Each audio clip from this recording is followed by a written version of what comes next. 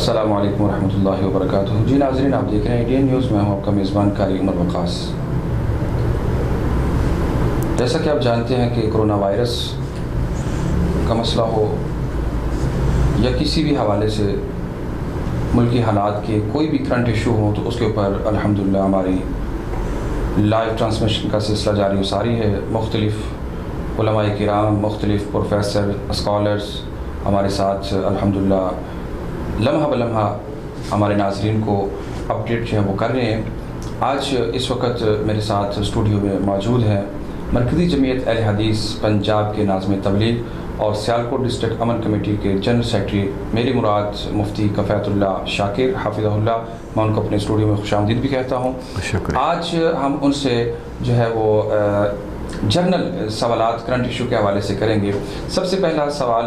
मुफ्ती साहब मैं आपसे ये करना चाहूँगा, चूँकि आप अमन कमेटी के हवाले से जनरल सेक्रेटरी भी हैं, कोरोना वायरस के हवाले से बहुत सारे मसाइल सामने भी आए। सबसे पहला सवाल तो ये होगा कि कोरोना की वबा ज़्यादा है या कि अफवाह ज़्यादा है? बिस्मिल्लाहिर्रहमानिर्रहीम। बहुत शुक्रिया कारी उमर वक़ास साहब, अल्लाह ताला आपको जज़ाए खैर दे। मुख्तलिफ़ बरनंग इशूज़ के हवाला से ADN न्यूज़ और आपकी सारी टीम मुख्तलिफ़ मकातब फ़िक्र, तबकात फ़िक्र से रहनुमाई नाज़रीन तक पहुँचाती रहती है। अल्लाह ताला आपको इसकी जज़ाए खैर अता फ़रमाए। मैं दिल की अथाह गहराइयों से आपका ममनून हूँ, शाकिर हूँ कि आप गाहे बगाहे मुख्तलिफ़ हवालों से हमें इरशाद फरमाते रहते हैं और आपके स्टूडियो में आकर ADN न्यूज़ की टीम से मिलकर हमें हमेशा अपनायत महसूस होती है। अल्लाह ताला आपके इस सारे सिलसिले को, ADN न्यूज़ को, आपकी टीम को बरक़ात अता फ़रमाए। जहाँ तक ताल्लुक़ है कोरोना के हवाला से, तो जनाब कारी उमर वक़ास साहब, कोरोना एक हकीकत है। पूरी दुनिया में इसका जो नुकसान हुआ है वो आपके सामने है। जहाँ तक ताल्लुक़ है उम्मत मुसलमा का और बिलखुसूस वतन अज़ीज़ पाकिस्तान का, तो अल्लाह सुब्हानहू व तआला ने अपना ख़ास फ़ज़ल फरमा के अहले ईमान की दुआओं के सदका से हमें महफूज रखा है। वगरना जो लोग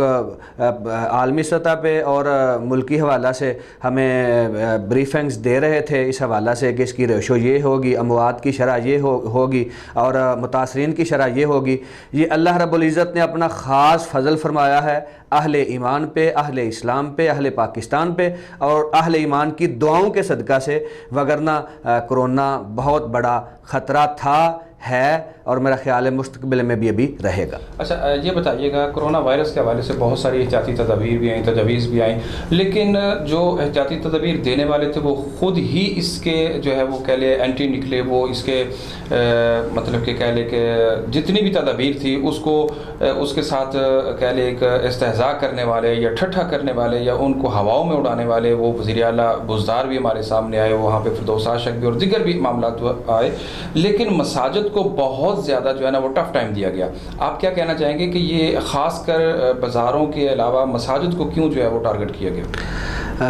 कोरोना के हवाला से इसका इलाज, एहतियाती तदाबीर, ये तो कुरान और सुन्नत से साबित है, सरवर कायनात अलैहिस्सलाम की सीरत मुबारका से साबित है और ये एहतियाती तदाबीर भी आपकी सीरत से, आपके दीन से ही ली गई हैं। मगर जितना भी अफसोस किया जाए वो कम है कि जिन लोगों ने अमल दरामद करवाना था वो ख़ुद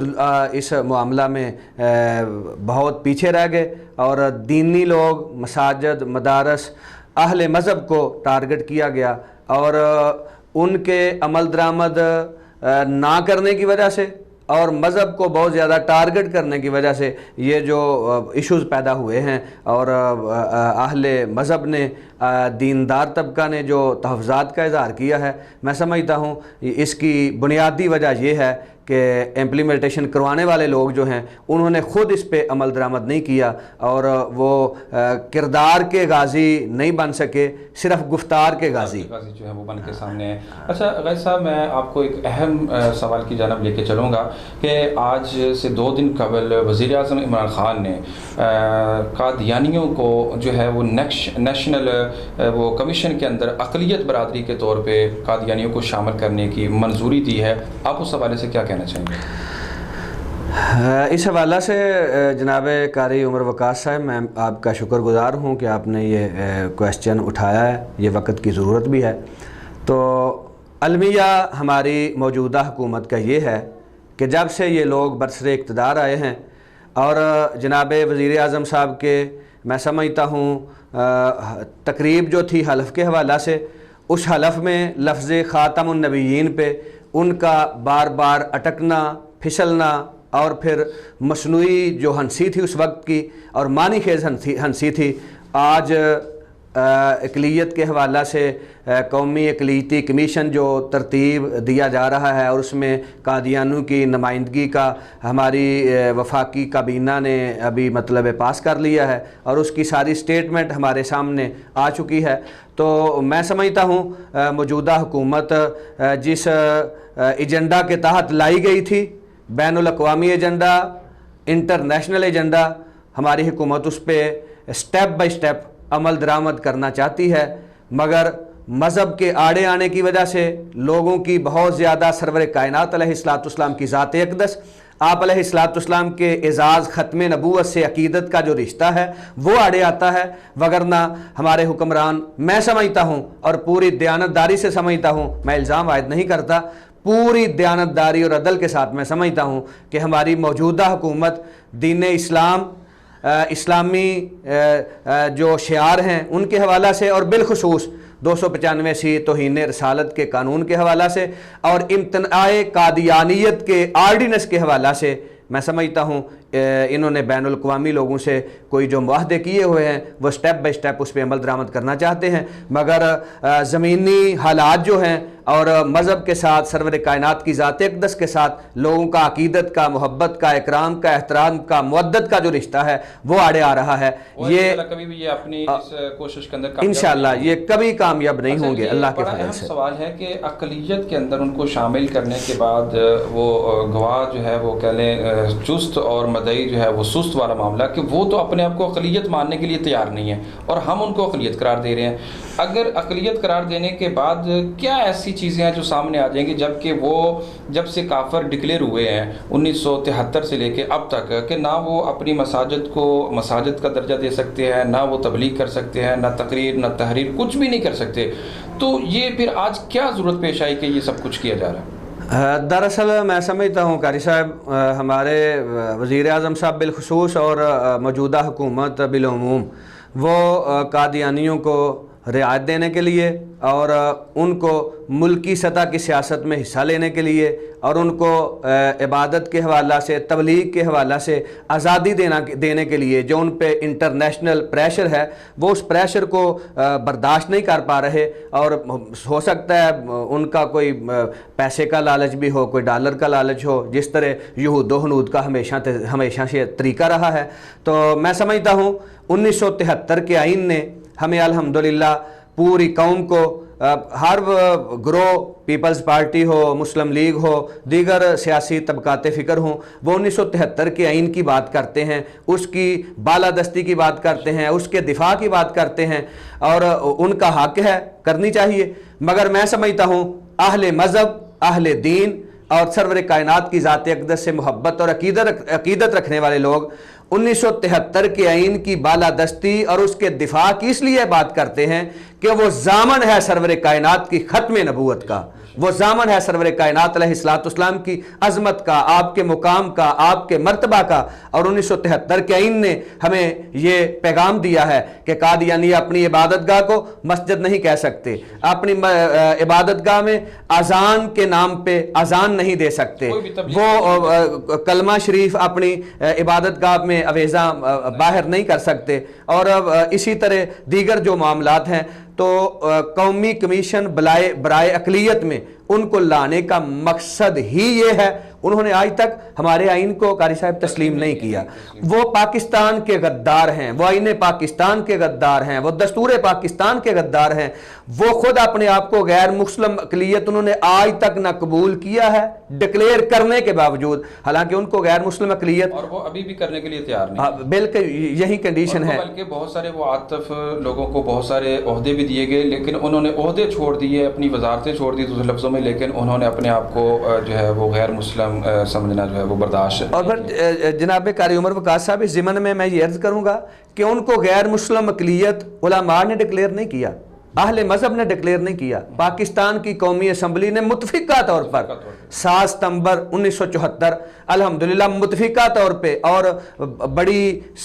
بحث کے بعد تمہیز کے بعد میرا خیال ہے قومی اسمبلی کے 96 اجلاس اور سیشن ہوئے ہیں اس معاملہ میں. مرزا ناصر کو بلایا گیا، اس وقت کے یحییٰ بختیار اٹارنی جنرل صاحب نے سوالات کیے اور دودھ کا دودھ پانی کا پانی ہوا، اور الحمدللہ پاکستان کی قومی اسمبلی متفقہ طور پہ الحمدللہ یہ بہت بڑا اعزاز ہے اس اسمبلی کا. اللہ تعالیٰ موجودہ اسمبلی کو بھی اپنا کردار ادا کرنے کی توفیق عطا فرمائے. تو پاکستان کی قومی اسمبلی نے ان کو غیر مسلم اقلیت ڈکلیئر کیا ہے، اور اس وقت سے لے کر آج تک انہوں نے آئین پاکستان کو تسلیم نہیں کیا، دستور پاکستان کو تسلیم نہیں کیا، انہوں نے اپنی اقلیتی حیثیت کو آج تک تسلیم نہیں کیا. وہ اپنے آپ کو احمدی مسلمان کہتے ہیں، غیر مسلم اقلیت انہوں نے آج تک نہیں اپنے آپ کو کیا. چھتری لینے کی کوشش کرتے ہیں اور وہ انشاءاللہ ناکام رہیں گے. اچھا، میں لاسٹ جو سوال آپ کو اس طرف لے کے آنا چاہوں گا کہ آج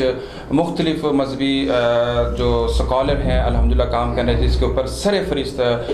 ہمارے ایک جید عالم دین نوجوان جس کا نام نامی اس میں گرامی جناب علامہ ابتسام الہی ظہیر ہے، علامہ ہشام الہی ظہیر ہیں، وہ ماشاءاللہ بہت ایکٹیو ہو کے کام کر رہے ہیں. تو آپ کیا سمجھتے ہیں کہ ان سمیت دیگر تمام مکاتبہ فکر کو، علماء کو اس موقع پر کیا کردار ادا کرنا چاہیے؟ میں سمجھتا ہوں حضرت علامہ احسان الہی ظہیر شہید رحمۃ اللہ تعالی علیہ کے صاحبزدگان،